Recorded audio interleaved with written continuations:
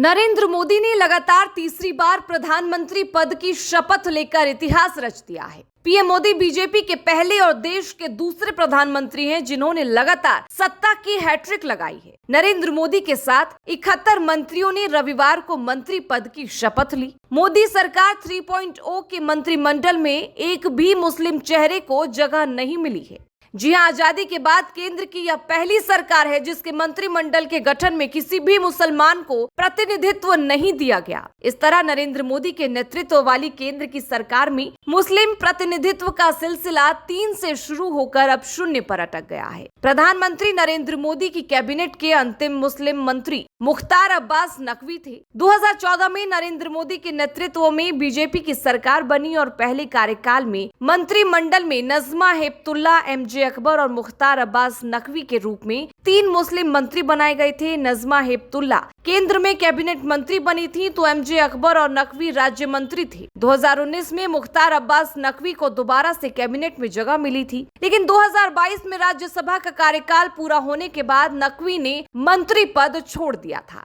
इसके बाद से केंद्र सरकार में किसी भी मुस्लिम को शामिल नहीं किया गया। इस तरह मोदी कार्यकाल में शुरू हुआ 3 मुस्लिम मंत्रियों का ये सिलसिला अब 0 पर पहुंच गया है।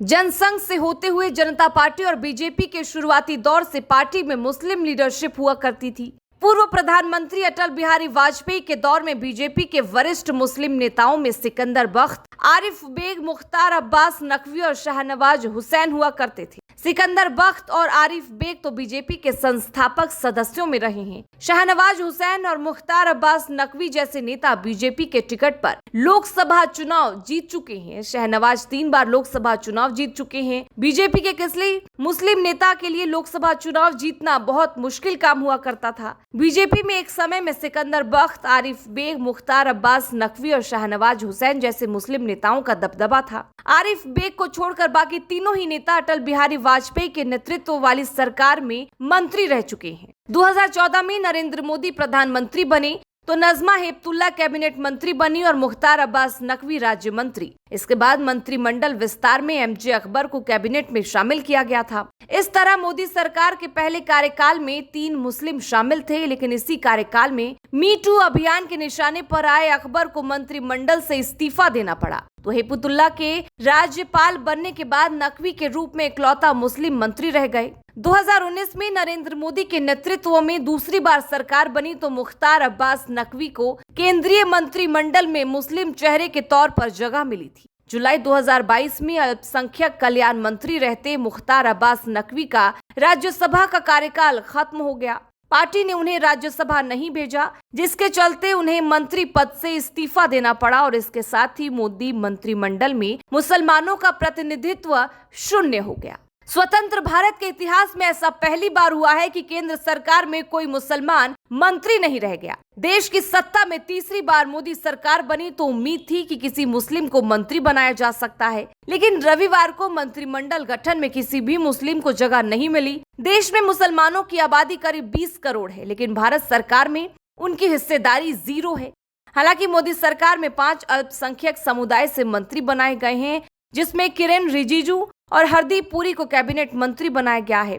रवनीत सिंह बिट्टू, जॉर्ज कुरियन और रामदास अठावले राज्य मंत्री हैं। रिजिजू और कुरियन ईसाई समुदाय से हैं तो हरदीप पुरी और बिट्टू सिख समुदाय से हैं। रामदास अठावले बौद्ध धर्म से हैं। इस तरह मंत्रिमंडल में कोई मुस्लिम नहीं है। हालांकि पिछले मोदी सरकार की तुलना में इस बार अल्पसंख्यक प्रतिनिधित्व में थोड़ा सुधार हुआ है। 2019 में 4 अल्पसंख्यक चेहरे थे, किरण रिजिजू, हरदीप पुरी, मुख्तार अब्बास नकवी और हरसिमरत बादल। नकवी ने 2022 में इस्तीफा दे दिया था और हरसिमरत की पार्टी शिरोमणि अकाली दल ने एनडीए से नाता तोड़ लिया था। इस बार मोदी सरकार में अल्पसंख्यक समुदाय से 5 मंत्री बनाए गए हैं, जिसमें सिख, ईसाई और बौद्ध धर्म को प्रतिनिधित्व दिया गया है, लेकिन मुस्लिम को जगह नहीं दी गई है। बीजेपी ने 2014 के लोकसभा चुनाव में अलग अलग सीटों पर 7 मुसलमानों को टिकट दिया था, लेकिन उनमें से कोई भी मुस्लिम नेता अपनी सीट पर जीत हासिल करने में सफल नहीं रहा था। इसके बाद 2019 के लोकसभा चुनाव में बीजेपी ने